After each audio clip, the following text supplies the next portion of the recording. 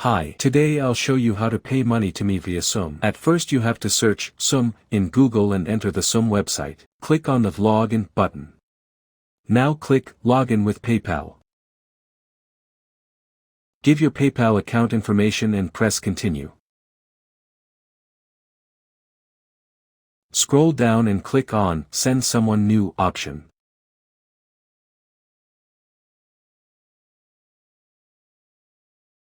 Type how much you want to send me and press Next button.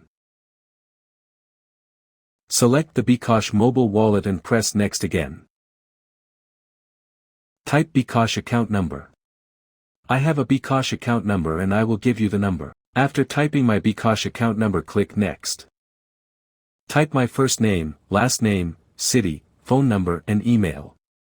I will send you all these information in message. Fill them and press Next.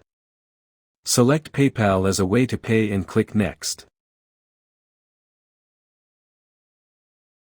Double-check all the information and click on the Send button. After a few minutes I will receive the money. After get payment I will start your work. That's it. Thank you.